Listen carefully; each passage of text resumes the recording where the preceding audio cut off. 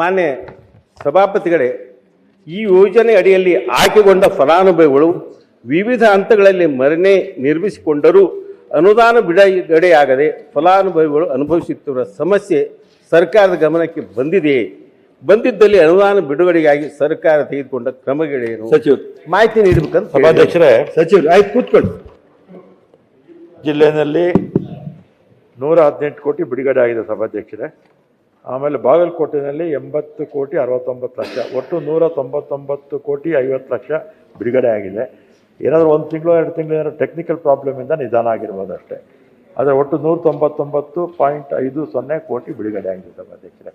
ಅದನ್ನು ಉಳಿದಿದ್ದನ್ನು ಕೂಡ ಬೇಗ ಬಿಡುಗಡೆ ಮಾಡೋದಕ್ಕೆ ಪ್ರಯತ್ನ ಮಾಡ್ತೀವಿ. ರಾಮೋಜಿಗೌಡ ಸಾಕು ರಾಮೋಜಿಗೌಡ ಇದು ಉತ್ತರ ಕೊಡಲಿಲ್ಲ, ಸಮಾಧಾನ ಕೊಟ್ಟಿಲ್ಲ. ಕೆಲಸ ಮಾಡಿ ಮಾಹಿತಿನ ಪ್ರಶ್ನೆ ಕೇಳ್ತಾರೆ. ಮಾನ್ಯ ಸಭಾಪತಿಗಳೇ, ಒಂದ್ ಸೆಕೆಂಡ್ ಕೂತ್ಕೊಳ್ಳಿ. ಹೇಳಿ, ಲಾಸ್ಟ್ 1 ಮಿನಿಟ್ ಬೇಗ ಮುಗಿಸಿ. ಆಯ್ತು, ನೀವು 10 ನಿಮಿಷ ಆಯ್ತು ನಿಮ್ದು. ತಮಗೆ ಅಧಿಕಾರಿಗಳು ತಪ್ಪು ಮಾಹಿತಿ ಕೊಟ್ಟಿದ್ದಾರೆ. ಆ ಫಲಾನುಭವಿಗಳು ಮೇಲಿನ ಮೇಲೆ ತಾಲೂಕ್ ಪಂಚಾಯತಿಗೆ, ಜಿಲ್ಲಾ ಪಂಚಾಯತಿ ಅಲ್ದಾಡಿ ಸುಸ್ತಾಗ್ತಾ ಇದ್ದಾರೆ. ನೀವು ಕೊಟ್ಟಂತ ಮಾಹಿತಿ ಏನು ಪೇಮೆಂಟ್ ಆಗಿದೆ, ಪೇಮೆಂಟ್ ಕೊಡ್ತಾ ಇದ್ದೀವಿ ಸ್ಟೇಜ್ ಬೈ ಸ್ಟೇಜ್. ರೂಫ್ ಹಾಕುವಂತ ಸ್ಟೇಜ್ ಅಲ್ಲಿ ಇನ್ನೂ ಅವರು ಪೇಮೆಂಟ್ ಆಗಿಲ್ಲ, ಅಲ್ದಾಡ್ತಾ ಇದ್ದಾರೆ. ಯಾಕೆ ಅಲ್ದಾಡ್ತಾ ಇದ್ದೀವಿ ಅದನ್ನು ಸಹಿತವಾಗಿ ಅಂತ ಅನ್ನುವಂತ ಸ್ಥಿತಿ. ಸರಿ, ಹೇಳಿ ಸಚಿವರು ಹೇಳಿ. ಸಭಾಧ್ಯಕ್ಷರೇ, ಅನುದಾನ ಬಿಡುಗಡೆ ಯಾವುದೂ ಬಾಕಿ ಇಲ್ಲ. ಆಮೇಲೆ ಪ್ರಗತಿಗೆ ಅನುಸಾರವಾಗಿ ಸ್ಟೇಜಸ್ ಅಲ್ಲಿ ಕೊಡ್ತಾರಲ್ಲ, ಎಲ್ಲ ಕೊಟ್ಟಾಗಿದೆ ಸಭಾಧ್ಯಕ್ಷರೇ. ಆದರೂ ಕೂಡ ಯಾವ್ದಾದ್ರು ಕೊಡದೇ ಇದ್ದಿದ್ದನ್ನ ಗಮನಕ್ಕೆ ತಂದ್ರೆ ಬೇಗ ಬಿಡುಗಡೆ ಮಾಡೋ ಕೆಲಸ ಮಾಡ್ತೀವಿ ಸಭಾ. ದಯಮಾಡಿ ಬಿಡುಗಡೆ ಆಗಲಿಲ್ಲ ಅಂತ ನಾನು ಹೇಳ್ತಾ ಇದ್ದೀನಿ. ಬಿಡುಗಡೆ ಆದ್ರೆ ವರದಿ ತಮ್ಮ ಕಡೆ ಸಿಕ್ಕಂತದ್ದು ತಪ್ಪು ಮಾಹಿತಿಗಳನ್ನು ಕೂಡಿದೆ. ಬಿಡುಗಡೆ ಜನಕ್ಕೆ ಮುಟ್ಟಿಲ್ಲ. ನೀವು ಕೊಟ್ಟಂತ ಅಂಕಿ ಅಂಶಗಳ ಪ್ರಕಾರ ಅಷ್ಟು ಜನ ಪೇಮೆಂಟ್ ಆಗಿಲ್ಲ ಇನ್ನು. ದಯಮಾಡಿ ಅದ್ರ ಬಗ್ಗೆ ಕ್ರಮ ತಗೊಳ್ಳಿ, ಸಂಬಂಧಪಟ್ಟ ಪರಿಶೀಲನೆ ಮಾಡಿ.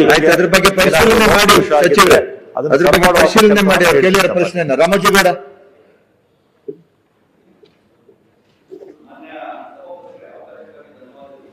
ಚುಕ್ಕೆ ಗುರುತಿನ ಪ್ರಶ್ನೆ ಸಂಖ್ಯೆ 1300 ಸನ್ಮಾನ್ಯ ಕಂದಾಯ ಸಚಿವರಿಗೆ. ಮಾನ್ಯ ಸಭಾಪತಿಯವರೇ, ಗೌರವಾನ್ವಿತರಿಗೆ ಉತ್ತರ ಒದಗಿಸಿದ್ದೇವೆ. ಸನ್ಮಾನ್ಯ ಸಭಾಪತಿಗಳೇ, ಸುದೀರ್ಘವಾದ ಉತ್ತರವನ್ನು ಕೊಟ್ಟಿದ್ದಾರೆ. ನನ್ನ ಪ್ರಶ್ನೆ ಇತ್ತು, ಸರ್ಕಾರದ ಉಪವಿಭಾಗಾಧಿಕಾರಿಗಳ ನ್ಯಾಯಾಲಯಗಳಲ್ಲಿ ಇದುವರೆಗೂ ಇತ್ಯರ್ಥಕ್ಕೆ ಬಾಕಿ ಇರೋ ಒಟ್ಟು ಪ್ರಕರಣಗಳ ಸಂಖ್ಯೆ ಎಷ್ಟು ಅಂತ ಅವರು ಕೇಳಿದೆ. ಸುಮಾರು RRT ಕೇಸು 19,546 ಅಂತ ಹೇಳಿದ್ದಾರೆ. ನಾನ್ RRT ಬಂದು 2,782. ಅಲ್ಲಿಗೆ ಸುಮಾರು 22,000 ಪ್ರಕರಣಗಳು ಇನ್ನು AC ಕೋರ್ಟ್ಗಳಲ್ಲಿ ಬಾಕಿ ಇದ್ದಾವೆ. ಸನ್ಮಾನ್ಯ ಸಭಾಪತಿಗಳೇ, ನಾನು ಮತ್ತೊಂದು ಉಪಪ್ರಶ್ನೆ ಕೇಳಿದೆ, ಯಾವ ಕಾರಣಕ್ಕಾಗಿ ಈ ರೀತಿ ಇಷ್ಟು ಕೇಸುಗಳು ಬಾಕಿ ಇದ್ದಾವೆ ಅಂತ. ಅದಕ್ಕೆ ಹಲವಾರು ಪ್ರಕರಣಗಳಲ್ಲಿ ಪಕ್ಷಗಾರರ ಹಾಜರಾತಿ ಕೊರತೆ ಇದೆ ಅಂತ ಹೇಳಿದರೆ, ಲಿಖಿತವಾದ ಆಕ್ಷೇಪಣೆ ಪ್ರತಿವಾದ ಸಮಯಕ್ಕೆ ಸರಿಯಾಗಿ ಸಲ್ಲಿಕೆ ಆಗದಿರೋದು ಅಂತ ಹೇಳಿದರೆ, ಕಾಲಾವಕಾಶ ಕೋರಿರೋದು ಅಂತ ಹೇಳಿದ್ದಾರೆ. ಸನ್ಮಾನ್ಯ ಸಭಾಪತಿಗಳೇ, ಇದು ಉತ್ತರದಲ್ಲಿ ಈ ರೀತಿ ಇದೆ. ಆದರೆ ಪಬ್ಲಿಕ್ ಅಲ್ಲಿ ಏನಾಗ್ತಾ ಇದೆ ಅಂದ್ರೆ, ಸುಮಾರು 5 ವರ್ಷಗಳಾದ್ರೂ ಇಲ್ಲಿ ಇನ್ನೊಂದು ಇದೇ ಪ್ರಶ್ನೆಯಲ್ಲಿ ಉತ್ತರ ನೋಡಿದೆ. ನಾವು ಹತ್ರ 3,392 ಪ್ರಕರಣಗಳು 5 ವರ್ಷ ಆದ್ರೂ ಇತ್ಯರ್ಥ ಆಗಲಿಲ್ಲ. ಈ ರೀತಿ ಈ 3 ಉತ್ತರ ನೋಡಿದಾಗ ಒಂದು 3 ಸಲ ಅವಕಾಶ ಕೊಡ್ಬೋದು ಅಷ್ಟೇ. ಯಾಕೆ ಹಾಜರಾತಿ ಇಲ್ಲ ಅಂದ್ರೆ ಒಂದು 3 months ಅಲ್ಲಿ ಅವಕಾಶ ಕೊಡ್ಬೋದು, first time, second and third time. ಅದೇ ರೀತಿಯಾಗಿ ಲಿಖಿತವಾದ ವಾದ ಇಲ್ಲ ಅಂತಂದ್ರೆ ಅದಕ್ಕೊಂದು 2-3 ತಿಂಗಳು ಟೈಮ್ ಕೊಡ್ಬೋದು. ಈ ರೀತಿ ಕಾಲಾವಕಾಶ ಕೇಳಿದ್ರೆ ಅಟ್ಲೀಸ್ಟ್ ಒಂದು 6 ತಿಂಗಳು 1 ವರ್ಷದಲ್ಲಿ ಮುಗಿಬೇಕು. ಆದ್ರೂ ಸಹ ಸುಮಾರು ಇಷ್ಟೆಲ್ಲ ಪ್ರಕರಣ ಬಾಕಿ ಇದ್ದಾವೆ. ನಾವು ವಿಶೇಷವಾಗಿ ನಮ್ಮ ಕಂದಾಯ ಮಂತ್ರಿಗಳಲ್ಲೇ ನಿರೀಕ್ಷೆ ಸಮಾಜ ಜಾಸ್ತಿ ಇಟ್ಕೊಂಡಿದೆ. ಸಾಮಾನ್ಯ ಸಭಾಪತಿಗಳೇ, ಯಾವುದೇ ಸರ್ಕಾರ ಇದ್ರೂ ಸಹ ಈ AC ಕೋರ್ಟು DC ಕೋರ್ಟ್ ಅಂದ್ರೆ ಬೇರೆ ಬೇರೆ ಭಾವನೆಗಳಿದ್ದಾವೆ. ಆದ್ರೆ ಈ ಕಂದಾಯ ಮಂತ್ರಿಗಳು ಇರೋದ್ರಿಂದ ಹಲವಾರು ಸುಧಾರಣೆಗಳು ಮಾಡ್ತಾ ಇರೋದ್ರಿಂದ ಇದಿಷ್ಟು ಬದಲಾವಣೆ ಆಗ್ಬೋದಾಗಿತ್ತಲ್ಲ ಯಾಕೆ ಅಂತಿದೆ. ಹಾಗಾಗಿ ಸನ್ಮಾನ್ಯ ಸಭಾಪತಿಗಳೇ, ಕೆಲವು ಕುಟುಂಬಗಳು ಪಾಪ ಯಾವುದೋ ಒಂದು ಕೇಸು ಅವ್ರ ಲ್ಯಾಂಡ್ ಕೊಡಬೇಕಾಗುತ್ತೆ, ಕೊಡಲ್ಲ ಅಂದ ತಕ್ಷಣ ಒಬ್ಬರ ಕೈಯಲ್ಲಿ AC ಕೋರ್ಟ್ಗೆ ಹೋಗ್ತಾರೆ. ಆ AC ಕೋರ್ಟಿಂದ ಆ ಇತ್ಯರ್ಥ ಆಗ್ಬೇಕಂದ್ರೆ AC court, DC court, high court ಮತ್ತೆ ಪುನಃ ಬರಬೇಕಾದ್ರೆ 20 ವರ್ಷಗಳು ತಗೊತಾ ಇದೆ ಸನ್ಮಾನ್ಯ ಸಭಾಪತಿಗಳೇ. ಹಾಗಾಗಿ ಇವೆಲ್ಲ ಇತ್ಯರ್ಥ ಆಗ್ಬೇಕಾದ್ರೆ ಮತ್ತೆ ಅವನು ಪಾಪ ಆ ಕೋರ್ಟ್ಗೆ ಹೋಗೋದು ಆಗ್ತಾ ಇಲ್ಲ. ಇಲ್ಲಿ ಮಧ್ಯವರ್ತಿಗಳು ಉಟ್ಕೊಳ್ತಾ ಇದ್ದಾರೆ, ಮತ್ತೆ ಬೇರೆ ಬೇರೆ ವ್ಯವಹಾರಗಳು ನಡೀತಾ ಇದ್ದಾವೆ. ಹಾಗಾಗಿ ಇಂಥ ಪ್ರಕರಣಗಳಿಗೆ ನಮ್ಮ ಸಚಿವರು ಏನಾದರೂ ಒಂದು ಹೊಸ ಪ್ಲಾನ್ ಅನ್ನ ಮಾಡಿ ಸುಧಾರಣೆ ಮಾಡಕ್ಕೆ ಏನನ್ನ ಇದೆಯಾ ಅಂತ ಹೇಳಿ ಮನವಿ ಸಚಿವ- ಮಾಡಿದ್ರೆ ಅದ ಉತ್ತರ ಕೊಟ್ಟ ಮತ್ತೊಂದು ಉಪ ಪ್ರಶ್ನೆ ಇದೆ. ಆಯ್ತು. ಮಾನ್ಯ ಸಭಾಪತಿಯವರೇ, ಮಾನ್ಯ ಸದಸ್ಯರು ಭಾಗಶಃ ಮಾತ್ರ ಪ್ರಶ್ನೆ ಕೇಳಿದ್ದಾರೆ, ಹಾಗಾಗಿ ಅವರಿಗೆ ಭಾಗಶಃ ಉತ್ತರ ಸಿಕ್ಕಿದೆ. ಅವರು ಸಮಗ್ರವಾಗಿ ಕೇಳಿದರೆ ನಾನು ಸಮಗ್ರವಾಗಿ ಉತ್ತರ ಕೊಡ್ತಾ ಇದ್ದೆ. ಆದರೆ ಈಗ ಅವರು ಸ್ವಲ್ಪ ಅನುಮಾನ ಪಟ್ಟಿರೋದ್ರಿಂದ ಸಂಪೂರ್ಣ ಮಾಹಿತಿ ಅವರ ಒಂದು ತಿಳುವಳಿಕೆಗಾಗಿ ಕೊಡಲಿಕ್ಕೆ ಬಯಸ್ತೇನೆ. ನಾನು ಈ ಇಲಾಖೆ ಜವಾಬ್ದಾರಿ ತಗೊಂಡಾಗ AC ಕೋರ್ಟ್ಗಳಲ್ಲಿ ಎಷ್ಟು ಕೇಸ್ ಇತ್ತು ಅನ್ನೋದು ಪ್ರಶ್ನೆ. AC ಕೋರ್ಟ್ಗೆ ನಿಗದಿ ಮಾಡಿರೋದು ಸರ್ಕಾರ 6 ತಿಂಗಳಲ್ಲಿ ವಿಲೆ ಮಾಡಬೇಕು ಅಂತ ಸಮಯ ಕೊಟ್ಟಿರೋದು ಮಾನ್ಯ ಸಭಾಪತಿಯವರೇ. ನಾನು ಈ ಇಲಾಖೆ ಜವಾಬ್ದಾರಿ ತಗೊಂಡಾಗ ಅವಧಿ ಮೀರಿದಂತಹ ಪ್ರಕರಣಗಳು, ಕಾಲಾವಧಿ ಮೀರಿದಂತಹ ಪ್ರಕರಣ ಎಷ್ಟಿತ್ತು ಅಂದ್ರೆ 62,878. ರಿಪೀಟ್ ಮಾಡ್ತೇನೆ, AC ಕೋರ್ಟ್ಗಳಲ್ಲಿ 54 AC ಕೋರ್ಟ್ ಇದೆ. ಸರ್ಕಾರ ನಿಗದಿ ಮಾಡಿರುವ ಕಾಲಾವಧಿ ಮೀರಿದಂತಹ ಪ್ರಕರಣಗಳು 62,857. ಅದರಲ್ಲಿ 5 ವರ್ಷಕ್ಕಿಂತ ಹೆಚ್ಚು ಅವಧಿ ಮೀರಿದಂತಹ ಪ್ರಕರಣಗಳು 32,787. 1 ವರ್ಷಕ್ಕಿಂತ ಹೆಚ್ಚು ಅವಧಿ ಮೀರಿದಂತಹ ಪ್ರಕರಣಗಳು 59,339.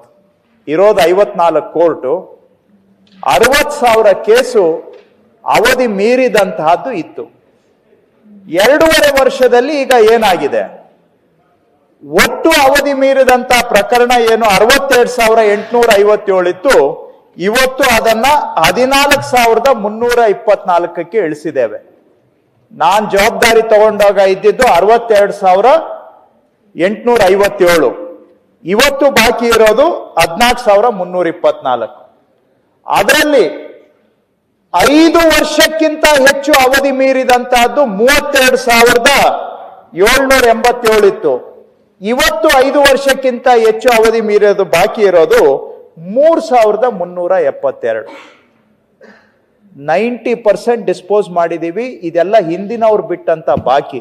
90% ಡಿಸ್ಪೋಸಲ್ ಲಾಸ್ಟ್ 2.5 years ಅಲ್ಲಿ. ಇವೆಲ್ಲ ಎಷ್ಟು ವರ್ಷದ್ದು?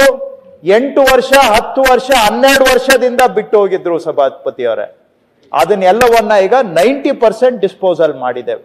1 ವರ್ಷಕ್ಕಿಂತ ಹೆಚ್ಚು ಬಾಕಿ ಇದ್ದಂತ ಪ್ರಕರಣಗಳು ನಾನು ತಗೊಂಡಾಗ 59,339 ಇತ್ತು. ಇವತ್ತು 10,887ಕ್ಕೆ ಇಳಿಸಿದ್ದೇವೆ. ಅಂದ್ರೆ 6ರಲ್ಲಿ 5 ಭಾಗ ಮುಗಿಸಿದ್ದೇವೆ.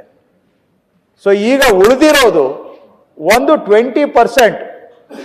ನಾವು ಜವಾಬ್ದಾರಿ ತಗೊಂಡಾಗ 20% ಅಷ್ಟು ಬ್ಯಾಲೆನ್ಸ್ ಇದೆ. ಅವುಗಳನ್ನು ಕೂಡ ಈಗ ನಾವು ವಿಲೆ ಮಾಡ್ತಾ ಇದ್ದೇವೆ.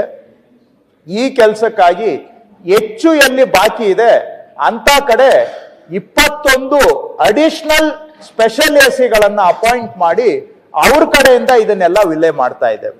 ಅವರು ಕೇಳಿದರೆ ಇದೆಲ್ಲ ವಿಳಂಬ ಆಗ್ಲಿಕ್ಕೆ ಏನ್ ಕಾರಣ ಅಂತ. ಏನು ನಾನು ಅಲ್ಲಿ ಉತ್ತರದಲ್ಲಿ ಕೊಟ್ಟಿದ್ದೇನೆ, ಪಕ್ಷಕಾರರು ಬರಲಿಲ್ಲ, ದಾಖಲೆ ಕೊಡ್ಲಿಲ್ಲ, ಇವೆಲ್ಲ ಸುಮ್ಮನೆ ನಾನು ಉತ್ತರ ಕೊಡ್ಬೇಕಂತ ಕೊಟ್ಟಿದ್ದೇನೆ. ಯಾಕಾಗ್ಲಿಲ್ಲ ಅಂದ್ರೆ ಯಾರು ಕೇಳೋ ಸ್ಥಾನದಲ್ಲಿ ಇದ್ರು ಜವಾಬ್ದಾರಿ ಇಟ್ಕೊಂಡು ಅವ್ರು ಕೇಳಲಿಲ್ಲ. ಕೆಳಗಡೆ ಇರೋರು ಅವ್ರ ಇಷ್ಟ ಬಂದಂಗ್ ಮಾಡ್ತಾ ಇದ್ರು. ಹೇಳೋನಿಲ್ಲ, ಕೇಳೋನಿಲ್ಲ, ಅವ್ರ ಪಾಡಿಗೆ ಅವರು ಬಿಟ್ಕೊಂಡು ಬಂದ್ರು. ಹಾಗಾಗಿ ಹಂಗೆ ಇದು 10-12 ವರ್ಷ ಹಳೆ ಕೇಸುಗಳು ಕೂಡ ಬಾಕಿ ಇದ್ವು ಸಭಾಪತಿಯವರೇ. ಈಗ ಅಷ್ಟು ಇದ್ದದನ್ನ ಈಗ ಆಲ್ಮೋಸ್ಟ್ ನಾವು ಇಳಿಸಿದ್ದೇವೆ. ಇನ್ನೊಂದು 6 ತಿಂಗಳು, ಮ್ಯಾಕ್ಸಿಮಮ್ 3ರಿಂದ 6 ತಿಂಗಳು ಒಳಗಡೆ, 6 ತಿಂಗಳು ಇದಕ್ಕೇನು ಟೈಮ್ ಫಿಕ್ಸ್ ಮಾಡಿದ್ದಾರೆ ಆ ರೇಂಜ್ಗೆ ಇದನ್ನ ತಗೊಂಡ್ ಬರ್ತೇವೆ. ಇಡೀ 10 ವರ್ಷಗಳು 12 ವರ್ಷದಿಂದ ಇದ್ದಂತ ಬಾಕಿಗಳನ್ನ ಈಗ ವಿಲೆ ಮಾಡ್ತಾ ಇದ್ದೇವೆ.